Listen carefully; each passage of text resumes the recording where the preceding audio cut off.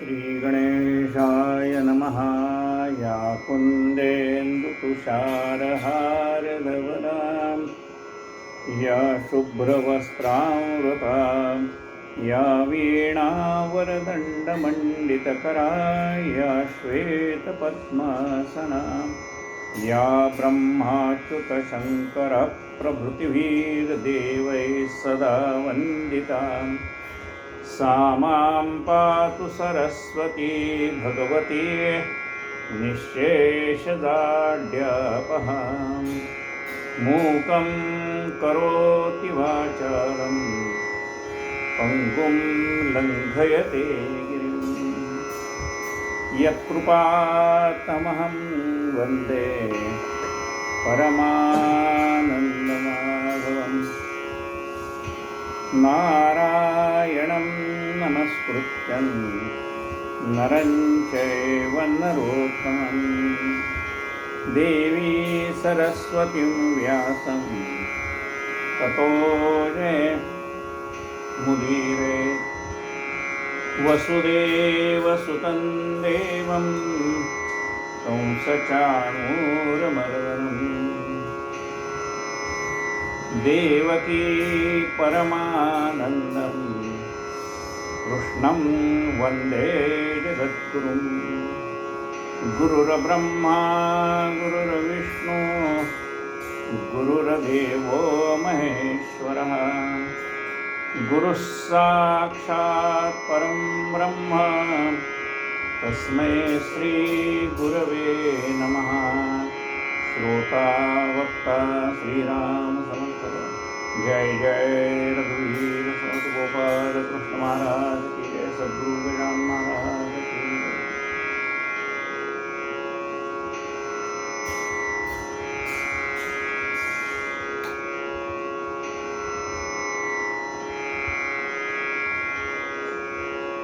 नमन केल्यानंतर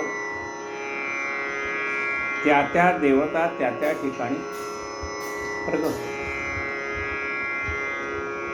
आपण जे आवाहन करतो ना देवांना, या कुंदेंदु तुषारहार धवला, या देवतांना आपण आवाहन करतो. या देवता सूक्ष्म रूपाने प्रत्येक ठिकाणी अस्तित्वात असतात. आवाहन केल्यानंतर त्या देवता प्रगट होतात.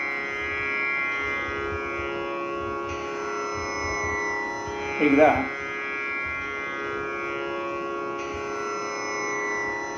आपल्या मंडळाची सुरुवातीला गजानन महाराज मंदिराची सुरुवातीला भागापेठ गणपती मंदिरात झाली. त्यानंतर भावे काकांच्याकडे झाली. नंतर राम मंदिरात काही वर्ष आपण उपासना केली. तर राम मंदिरामध्ये कथा चालू असताना एकदा असं झालं, हे जे सुरुवातीचं आवाहन असतं देवानं, या कुंदेंदु तुषारहार धवला, हे त्या परमात्म्याला आवाहन असतं की आपण या कथा ऐकायला. कारण तोच श्रोता आणि तोच वक्ता असतो. श्रोता वक्ता श्रीराम समर्थ, ऐकणाराही तोच आणि बोलणाराही तोच. तर राम मंदिरामध्ये 1985 साली जेव्हा प्रवचन चालू होतं, त्यावेळेला मला थोडं पुढची जागा रिकामी असं भासलं. म्हणून मी श्रोत्यांना विचारलं, का हो म्हटलं काही राहिलंय का? ते म्हणले, अहो आज तुम्ही सुरुवातीचं नमन केलं नाही. या कुंदेंदु तुषारहार धवला या शुभ्रवस्त्रावृता. म्हणजे आवाहनानंतर त्या देवतांना कुठं जायचं आणि यायचं नसतं, फक्त त्या प्रगट होतात. तर मला पुढची जागा ज्या वेळेला थोडीशी अशी रिकामी भासायला लागली, तेव्हा मी विचारलं, काही चुकलंय का? आणि मग लक्षात, म्हणजे आवाहनाच्या वेळेला त्या देवता प्रगट होतात आणि त्याचा अनुभव आपल्याला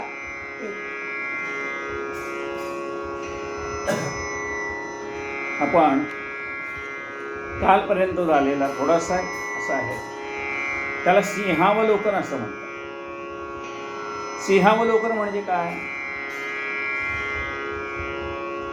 सिंह डोंगरावर चढून जातो आणि काही अंतर चढून गेल्यानंतर पुन्हा एकदा मागे वळून पाहतो. आता हे जे मागे वळून पाहणे ना त्याला सिंहावलोकन असं म्हणतात. मागे वळून पाहणे. कथेच्या वेळेला सुद्धा मागचा एखादा संदर्भ आठवला आपल्याला तर तिथून पुन्हा आपल्याला त्या कथेची लिंक जोडून द्या. आणि म्हणून कालचं थोडंसं आपण एक संदर्भ एवढ्यासाठी घ्यायचं की कथा कुठपर्यंत आली होती बाबा, काय चाललं होतं काय. कालचा संवाद असा होता, कर्म भक्ती योग म्हणून शास्त्रकाराने शास्त्रात परमात्म्याला भगवंताला प्राप्त करून घेण्याचे 3 मार्ग शास्त्रामध्ये सांगितले. एक कर्ममार्ग, दुसरा भक्ती मार्ग आणि तिसरा योग मार्ग. आता ह्या योग मार्गाने ज्याची शक्ती त्यांनी योग मार्गाने भगवंताला प्राप्त करून घ्यावं. ज्याला यथासांग कर्म करता येत आहे त्यांनी कर्ममार्गाने परमात्म्याला प्राप्त करून घ्यावं. आपुल्या कर्मी दक्ष तो मोक्ष मिळवी. आपलं कर्तव्य कर्म प्रामाणिकपणे केले की त्याला मोक्ष प्राप्त होतो. असा विचार करा की रेल्वे गाडीचा ड्रायव्हर आहे, त्याची 7:50ची गाडी आहे आणि तो जर वेळेवर हजर झाला नाही तर त्याने जर असं सांगितलं मी पूजा करत बसलो तो मला पूजा वेळ झाला म्हणून मी वेळेवर, ते चालणार नाही. त्याने एक वेळ घरच्या माणसाला पूजा करायला सांगायचं आणि स्वतः मात्र वेळेवर हजर राहायचं किंवा लवकर उठायचं आणि पूजा करायची, पण वेळेवर स्टेशनवर हजर राहायला पाहिजे. आपण वेळेवर काम करणं हीच देवाची पूजा आहे. आपुल्या कर्मी दक्ष तो मोक्ष मिळवी. आपलं कर्तव्य कर्म प्रामाणिकपणे करणं हीच भगवंताची पूजा आहे. त्याशिवाय हे विश्व चालायचं कसं. प्रत्येक जर म्हणाला की मला कीर्तनाला जायचं, प्रवचनाला जायचं आहे, मला कथेला जायचं आहे, मला मंदिरात जायचं आहे, तर ते म्हणतील तुला ड्युटीवर यायच्या आधी जे जाऊन यायचं असेल तिथे जाऊन यायचं असेल तिथे जाऊन ये, पण ड्युटीला वेळेवर ये. आपुल्या कर्मी. अरे आपल्या वाट्याला आलेलं कर्म आपण प्रामाणिकपणे करणं हीच भगवंताची सेवा आहे. हे सगळे विश्व चाललं पाहिजे म्हणजे एवढे सगळ्या माणसाने त्यांना नेमून दिलेली कामं करायलाच पाहिजे. म्हणजे आपलं काम यथासांग केलं तरी त्याला देव भेटतो. काल आपण गोष्ट पाहिली, आरण पंढरपुरापासून 6 कोसावर, पण सावतामाळी पंढरपूरला गेले नाही. तर त्याला भेटण्यासाठी परमात्मा आरण गावामध्ये आला आणि तोपर्यंत नामदेव महाराज, ज्ञानदेव महाराज भगवंताला शोधत आले. काय झालं की पंढरपूरच्या पांडुरंगाच्या दर्शनाला नामदेव महाराज आले, ज्ञानेश्वर महाराज आले आणि पाहतायत तर काय म्हणले, देव इथे दिसतच नाही. आता त्यांच्या मागे पुढे असणारी माणसं होती, पुजारी होते, बडवे होते. ते म्हणल्यावर तुम्हाला दिसत नाही का, हा काय पांडुरंग येत आहे. ती पांडुरंगाची मूर्ती तिथे आहे पण आतलं चैतन्य कुठे आहे. आणि म्हणून त्याचा शोध घ्यायला ज्ञानेश्वर महाराज आणि नामदेव महाराज निघाले. कुठे गेला असेल पांडुरंग. आणि भगवंत आरणला गेले होते कुणाला भेटायला, सावतामाळ्याला भेटायला. भगवंत ज्या मार्गाने गेले त्या मार्गाने आपली पदचिन्ह उमटवत गेले होते. ज्ञानेश्वर महाराज आणि नामदेव महाराजांना त्या खुणा माहिती होत्या. भगवंताला शोधत आले आणि मग त्या सावता माळ्याला भगवंत म्हणतात, अरे सावत्या मी तुला भेटायला आलोय पण मला बघ म्हणाले ते चोर चोरून नेतील, दोघं यायला लागले. आता म्हणाले याला ठेवायचं कुठे, याला लपवायला दुसरी जागाच नाही. मग सावता माळ्याने त्या परमात्म्याला हृदयामध्ये ठेवलं. वरती वस्त्र घेतलेलं तेवढ्यात आले नामदेव महाराज, ज्ञानेश्वर महाराज, कुठे आहे पांडुरंग? तेवढ्यात त्या हृदयातनं थोडासा शेला बाहेर आलेला होता. ओळखला, अरे इथं आहे. म्हणले, अरे आम्ही ज्याला शोधायला आलो तो तुझ्या हृदयामध्ये बसलाय. हृदय बंदीखाना केला, आत विठ्ठल कोंडिला. हृदय बंदीखाना केला, आत विठ्ठल कोंडिला. परमात्मा आत जाऊन बसलेल्या हृदयामध्ये.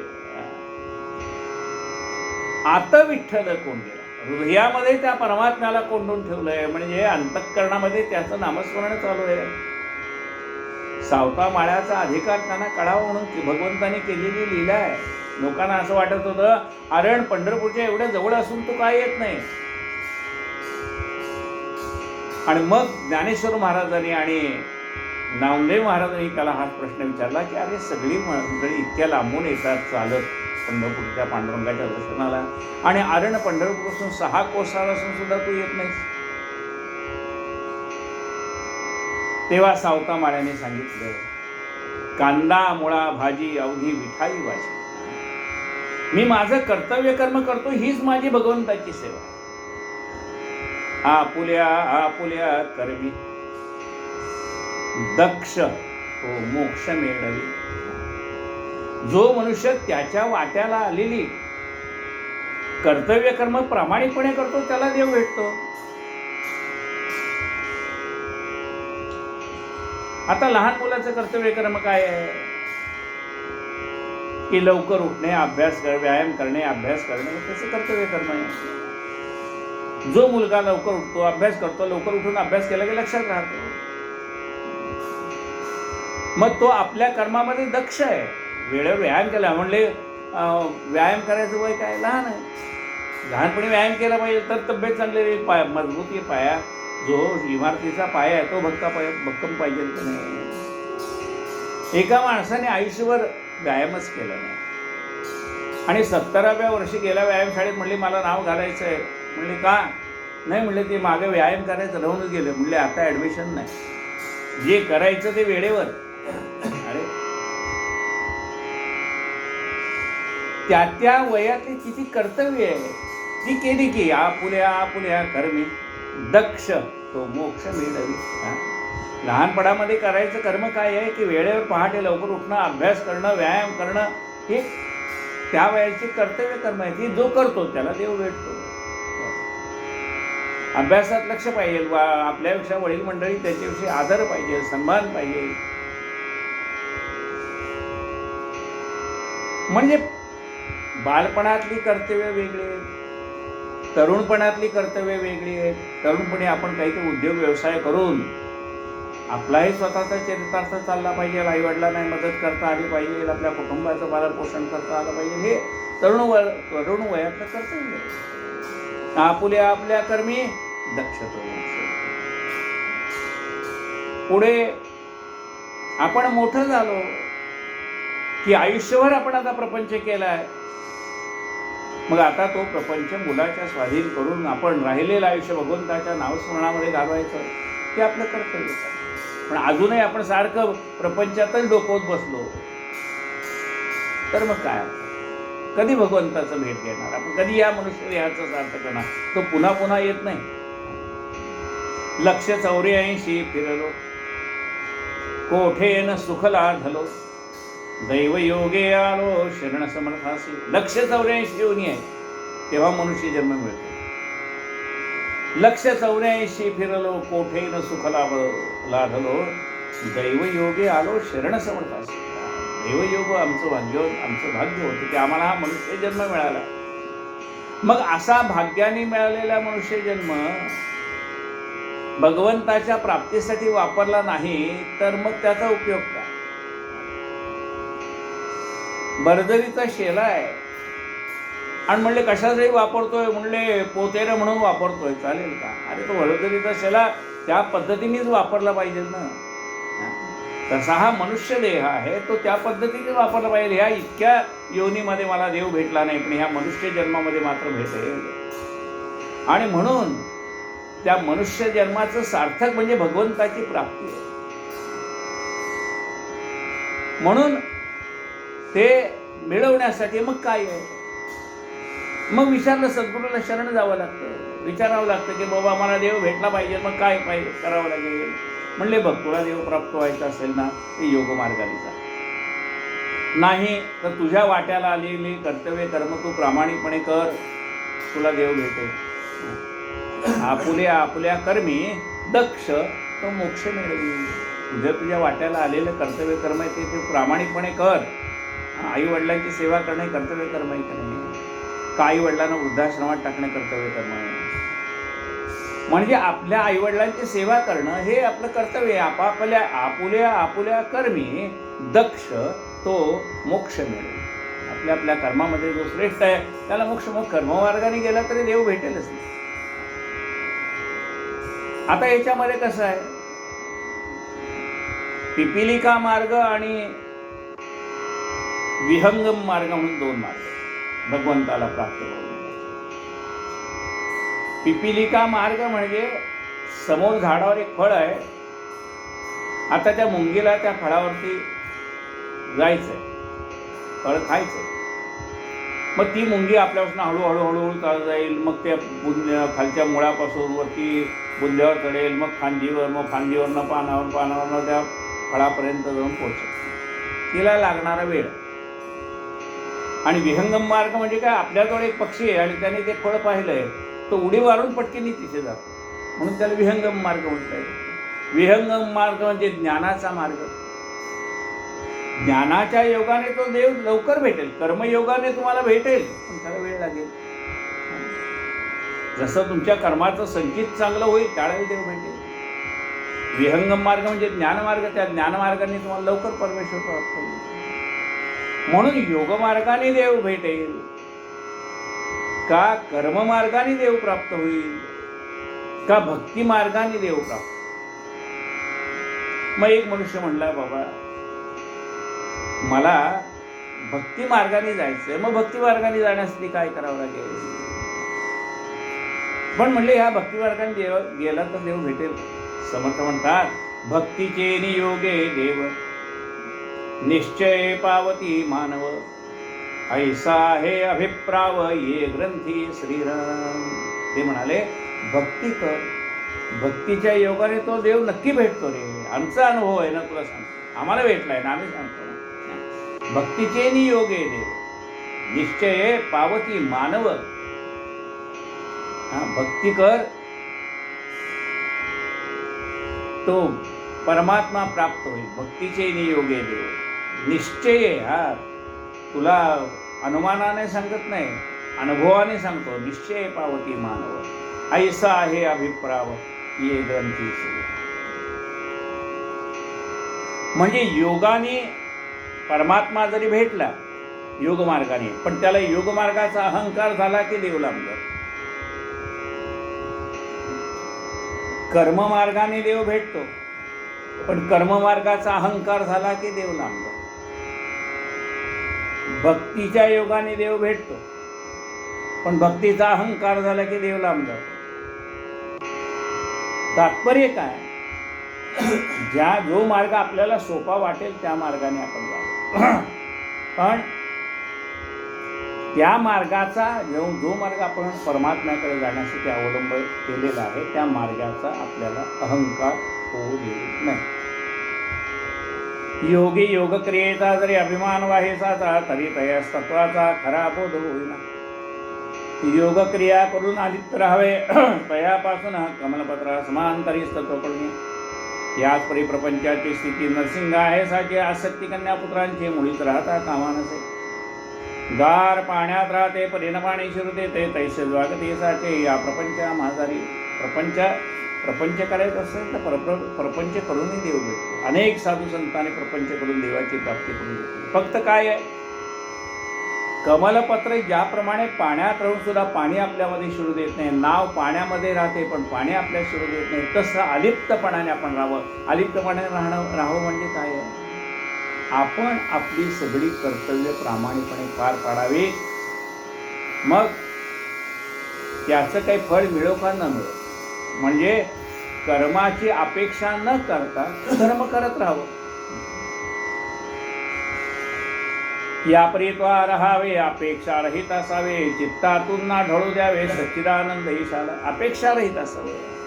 आपल्याला काय असं वाटतं, आपण प्रपंचासाठी केलं की मग आपली अपेक्षा असते की त्याने आपल्याला चांगलं म्हणावं. एकदा एका माणसाने आपल्या मुलाला सांगितलं, मी तुझ्यासाठी किती केलं बघ. म्हणले, तू जन्माला येण्यापासून त्याच्या आधी तू आईच्या पोटामध्ये असताना आम्ही तुझी काळजी घेतली. नंतर तू मोठा झाल्यानंतर तुला दुःख खुपलं तर डॉक्टरांकडे घेऊन गेलो. तुला शिक्षण मिळावं, तुझा अभ्यास व्यवस्थित व्हावा म्हणून आम्ही तीर्थयात्रेला गेलो नाही, कुठे गेलो नाही. सगळं तुझ्याकडे, कारण तिकडे गेलो तर पैसा खर्च होईल, मग तुझ्या शिक्षणाला कमी पडेल म्हणून आम्ही ते पण टाळलं. सगळं लक्ष तुझ्या शिक्षणावरती केंद्रित केलं. तुला उत्तम प्रकारचे ट्युशन लावून दिला, उत्तम प्रकारचं सगळं साहित्य प्राप्त करून दिलं, तुला मोठा केला, ज्ञानी केला, चांगली नोकरी लागावी म्हणून प्रयत्न, तुझं लग्न करून दिलं. एवढं सगळं झाल्यानंतर त्या मुलाने एका वाक्यात सांगितलं, म्हणाले, काय उपकार केला का? जन्माला घातलं म्हणून केलं. बघा, ज्या क्षणी आपण बोललो ना, त्या क्षणी तुम्ही जे काही केले ते शून्य होऊन गेले. मग प्रपंचात जसं आपण केलेलं ज्या वेळेला बोलतो त्यावेळेला ते शून्य होऊन जातं, तसं परमार्थात आहे. आपण परमार्थ केला आणि बोलून दाखवला की ते शून्य झालं.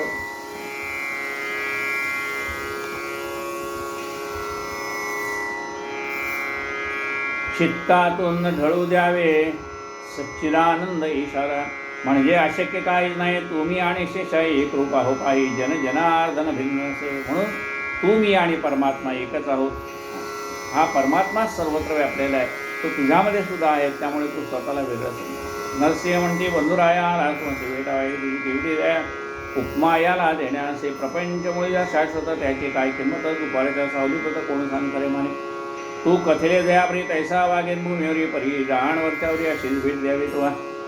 देह प्रारब्ध दयाचे असेल जगाचे, जे की काय व्हावयाचे लोकाचारे निसंशय.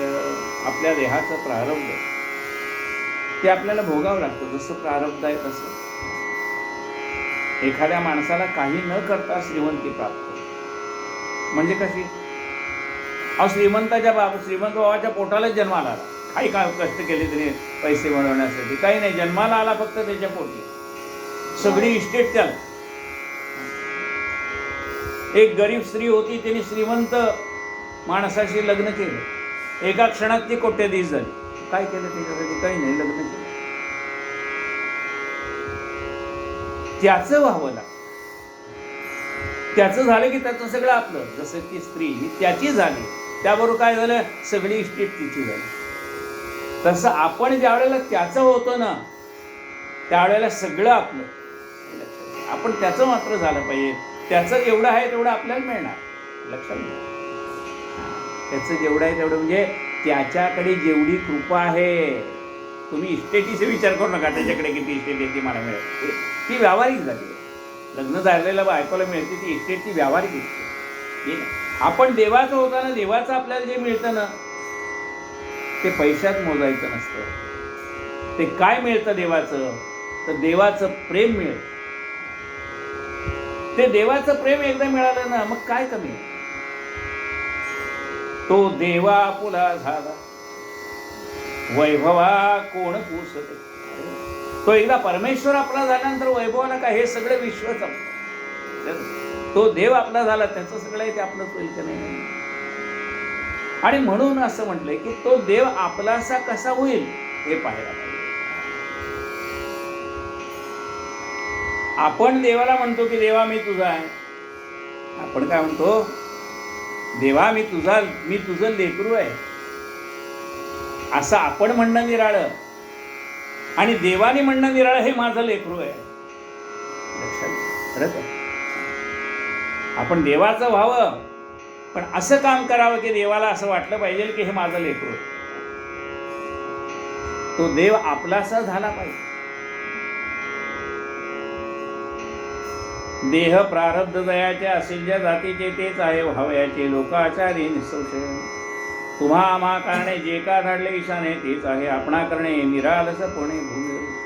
आपण सगळी संत मंडळी कशासाठी आलो की जे जे भाविक आहेत त्यांना भक्ती मार्गाला लावणं हे एवढं आपलं काम आहे. तेवढं आपण करू. आता ही व्यावहारिक वेळ वरच्यावर खरे खरे जे का संत तेथे हेच घडून येतं दांभिकाचे होतात भांडणे पाहून एकमेक दांभिक म्हणू नये गुरु ते अवघे पोटभरू पोळा माझी पुटके चालू तारण्यास समज नसे. दांभिक त्याला गुरु म्हणू नये. खरे जे संत आहेत ना त्यांच्यात एकमेकामध्ये कधी वाद नसतात. जे दांभिक आहेत त्यांच्यामध्ये वाद होतात. अहो नदी आपल्याला तरुण पैल तीराला जायचं असेल तर फुटकं तारू काय कामाचं आहे. ते तर स्वतः बुडेल आपल्याला बुडेल. संतत्व नाही मठात संतत्व नाही विद्वतेत संतत्व नाही कवित्वात तेथे स्वानुभव पाहिजे. संतत्व काल आपण इथपर्यंत आलो. संतत्व नाही मठात म्हणजे एखाद्या माणसाने मठ बांधला म्हणजे तो संत झाला असं नाही. संतत्व नाही मठात संतत्व नाही विद्वत्तेत. एखाद्या माणसाच्या कीर्तनाला म्हणा प्रवचनाला म्हणा लाखो श्रोते जमतायत म्हणून तो संत झाला असं होत नाही. आपण त्याला मानतो ते वेगळं आणि तो संत असणं वेगळं. संतत्व नाही कवित्व. एखाद्याची कविता उत्तम असेल खूप हृदयाला जाऊन भिडत असेल पण तो उत्तम प्रकारचा कवी होईल पण संत होणार. संतत्व नाही मठात संतत्व नाही विद्वत्तेत संतत्व नाही कवित्वात तेथे स्वानुभव पाहिजे. तिथे स्वतःचा अनुभव पाहिजे. मला देव भेटलाय आणि हा देव भेटल्याचा जो आनंद आहे तो जगाला मी वाटेन असा भाव पाहिजे. माझ्याजवळ ठेवून काय करायचं तो मला वाटता आला पाहिजे ना. जो आनंद मला मिळाला तो आनंद मला जगामध्ये सगळ्यांना वाटता आला पाहिजे. ही संत जोडी साक्षात्कारी दांभिकतेची साच वैरी नांदे ज्यांच्या सदैव घरी सन्निधी सदाचार. संतांना दांभिकता आवडत. संत ओळखतात खरा भक्त कोण. काल आपण पाहिलं की संत शठाते संत शठ माणसाला सुद्धा जवळ ठेवतात.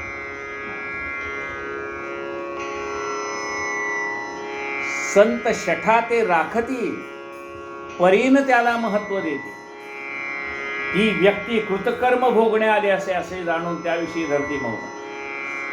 आता संतांना कळत नाही की हा माणसाची लायकी काय पण तरी सुद्धा ते त्याला सांभाळतात. का अरे याचं कुठल्या तरी जन्मातलं भाग्य असेल म्हणून हा भगवंताजवळ आलाय. आता भगवंताच्या जवळ येऊन सुद्धा यात चोरामारा करायची जर याची अजून वृत्ती गेली नसेल तर इथं राहून सुद्धा त्याला देव भेटणार नाही. लक्षात घ्या. हे संतांना कळत नाही का. संतांना कळतं पण त्यांना एक खात्री असते आज नाही उद्या ह्या माणसाच्या मनामध्ये परिवर्तन घडेल. आणि एवढं सगळं होऊन सुद्धा नाही घडलं तर समजायचं दगड पाण्यात राहतात पण कोरडेच राहतात. त्याला काय करायचं. कृतकर्म भोगण्या आधी असे म्हणून त्याविषयी धरतात. मग ही संत जोडी साक्षात्कारी दांभिकतेची साच वैरी. त्यांना खोटेपणा आवडत नाही दांभिकपणा आवडत नाही. नांदे ज्यांच्या सदैव घरी सन्निधी सदाचार. त्यांना सन्निधीची आवड असते सदाचाराची आवड असते.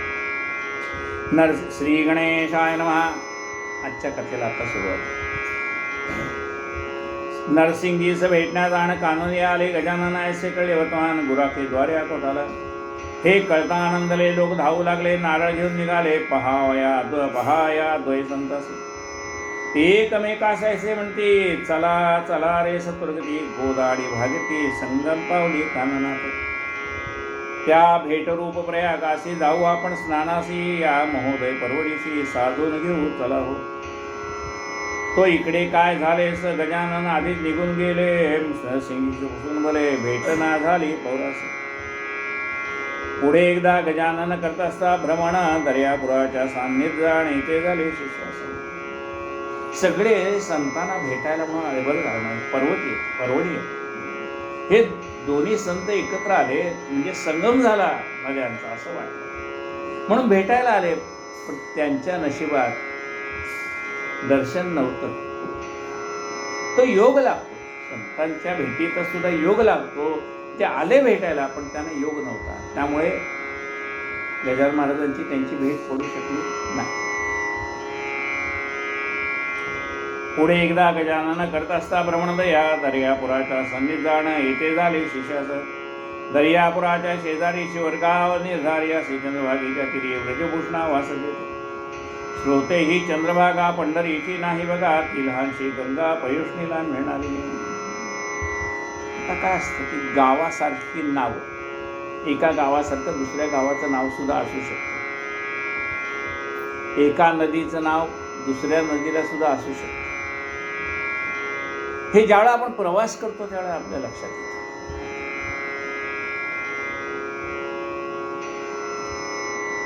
श्रोते ही चंद्रभागा पंढरीची नाही बघा.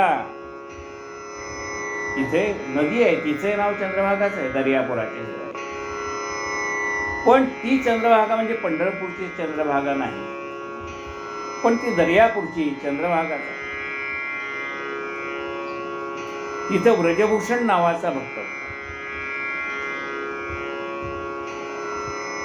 या शिवरगावात व्रजभूषण नामे पंडित, चार भाषा अवगत होत्या श्रोते दयाला. कीर्ती ज्याच्या विद्वत्तेचे वराडी पसरली साचे, याला भक्ती भास्कराचे अत्यंतिक असे. हा व्रजभूषण याला चार भाषा अवगत, शास्त्री होता, पंडित होता. पण याला सूर्याची उपासना त्याला आवडायची. सूर्याची उपासना, सूर्यनारायणाची उपासना त्याला आवडायची. पंचपंचवशक्काला व्रजभूषण उठे भला, सारून प्रातर्विधीला हरणोदय स्नान करे. तेही शेतोदकानी ऐसा कर्मठ परिज्ञानी, मानमान्यता विद्वज्जन्य ज्याचे होती विशेष. पहाटे पहाटे लवकर उठायचा, गार पाण्याने स्नान. कुठलाही म्हणजे आपण फार तर उन्हाळ्यात गार पाण्याने स्नान, पण हे उन्हाळा असो थंडी असो कुठलाही ऋतू असो, स्नान गार पाण्याने. प्रत्येक चंद्रभागेवर स्नान करी, साचार उदया सेता दिनकर अर्घ्य त्यासे देत असे. पहाटे चंद्रभागेवर जावं, घरात पाणी गार असायचं त्यावेळेला, त्या पाण्याने स्नान करावं आणि उगवत्या सूर्याला अर्घ्य द्यावं.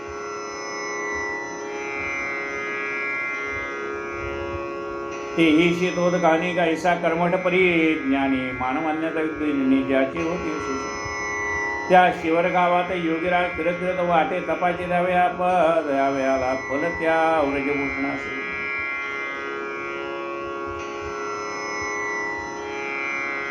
त्या व्रजभूषणाला त्याच्या तपश्चर्येचं फळ देण्यासाठी महाराज त्या गावामध्ये आले. बघा, जेव्हा आपला पुण्याचा घडा भरतो ना, तेव्हा संतांची गाठ आपोआप पडते. त्याच्यासाठी वेगळे प्रयत्न करावे लागत नाही. न लगती सायास जावे वनांतरा, सुखे येतो घरा नारायण. ठाईच बैसोनी करा एक चित्त, आवडी अनंत आळवावा. आता किती सोपं आहे.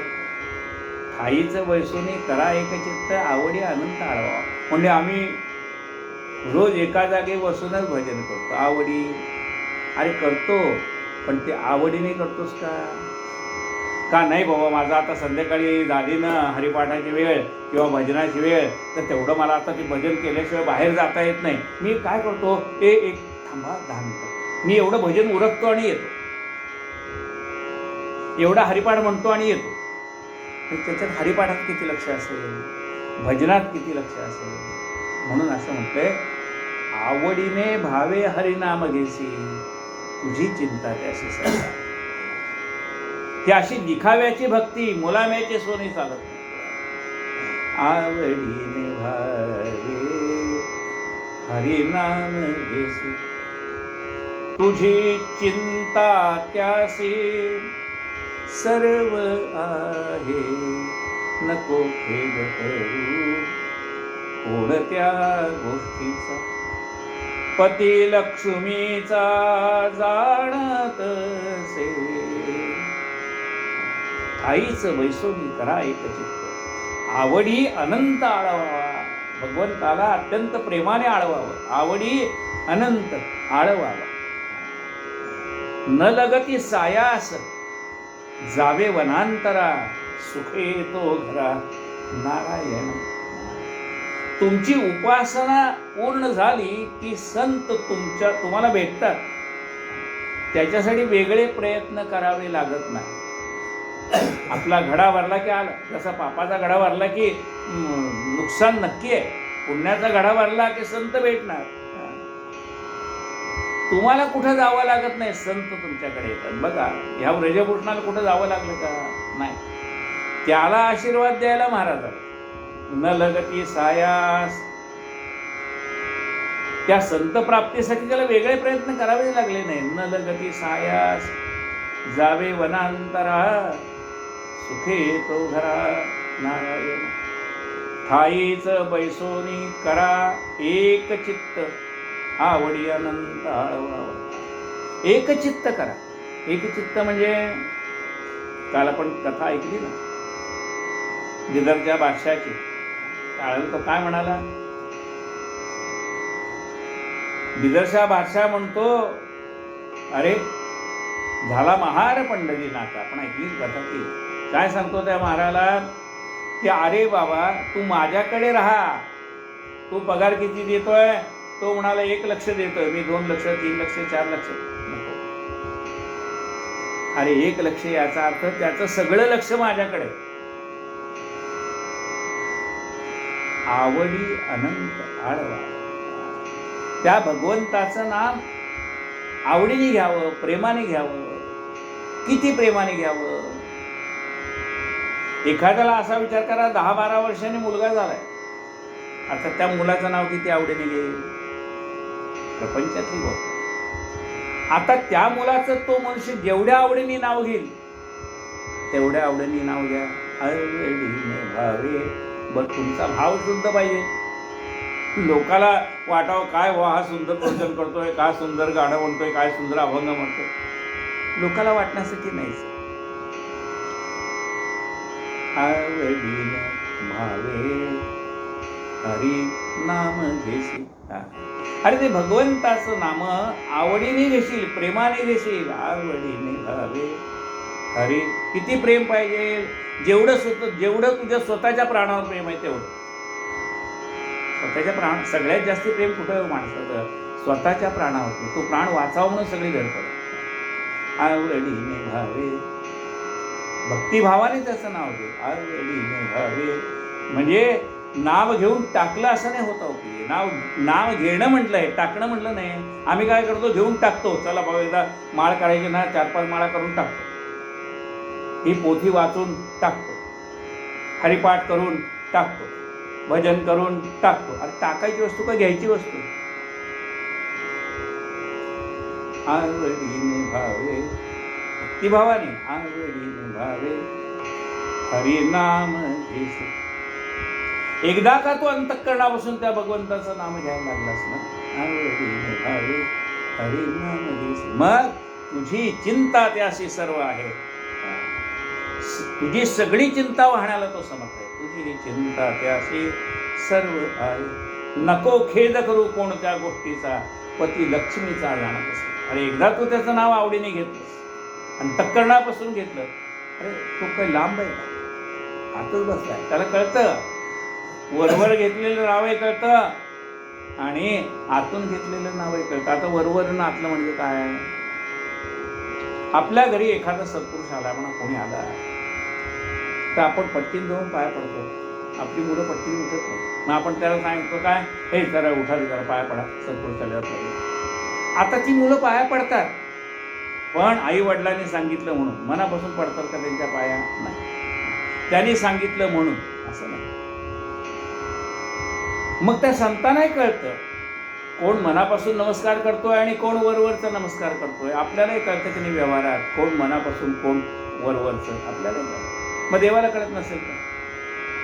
आवडीने भावे हरी नाम घेसी, तुझी चिंता त्याशी सर्व आहे. नको खेद करू कोणत्या गोष्टीचा, पती लक्ष्मीचा जाणीस. अरे तू कुठल्या गोष्टीची खंत करू नको. एकदा का तो अंतःकरणापासून त्याचं नाव घेशील ना, मग तुझी सगळी काळजी त्याला लागेल.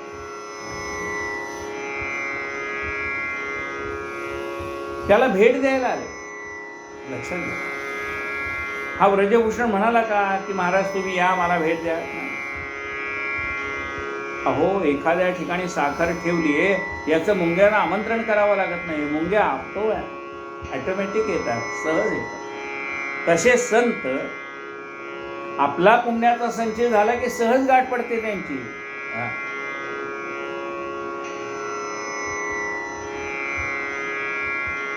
त्या शिवर गावात योगीराज फिरत आला.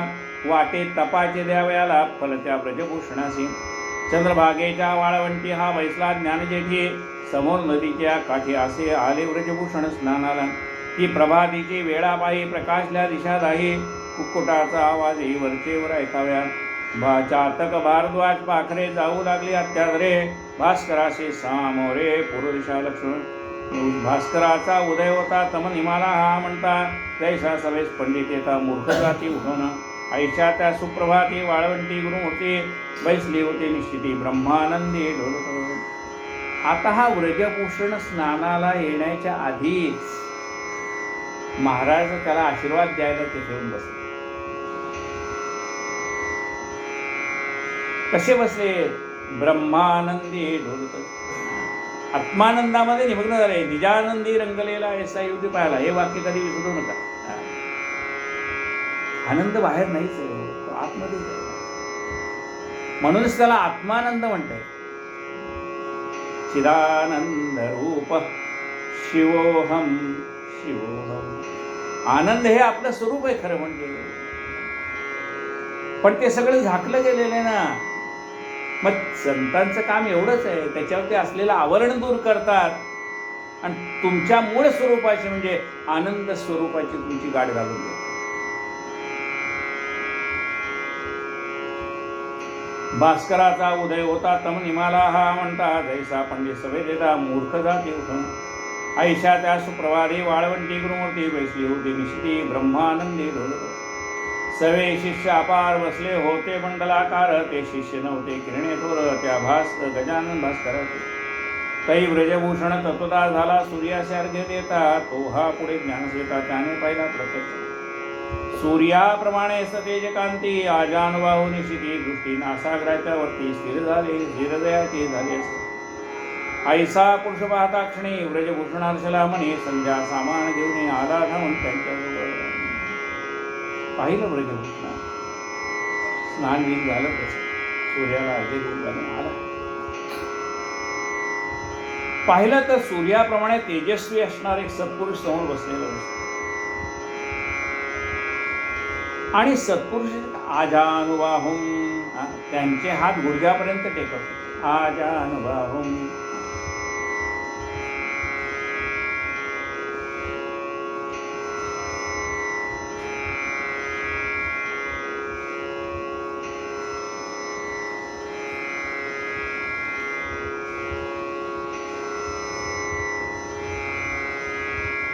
ऐशा त्या सुप्रभाती वाळवंटी गुरुमूर्ती. वैसली होती निश्चिती ब्रह्मानंदी ढोलत.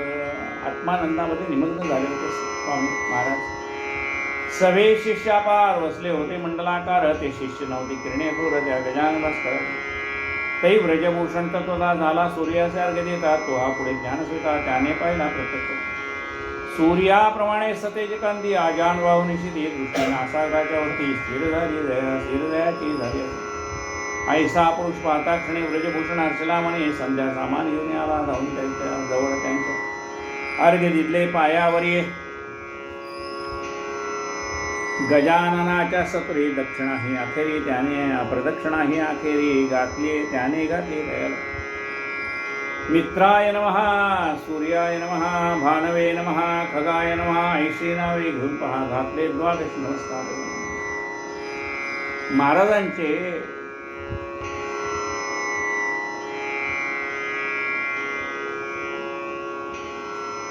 सूर्याची 12 नावं घेतली आणि हा जो ज्ञानसूर्य आहे गजानन महाराज त्यांना नमस्कार. शेवटी आरती ओवाळली गजाननासी आदरे भरी न्यूनता ती नाही पडली कशाची ही तया त्या ठाय.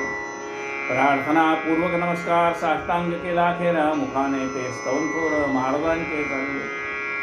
माझ्या तपाचरणाचे फळ आजी मिळाले साचार दर्शन दिव्य पाया दर्शन फळ आजी मिळाले साचे दर्शन दिव्य पायांचे हजर आलो धन्य मी.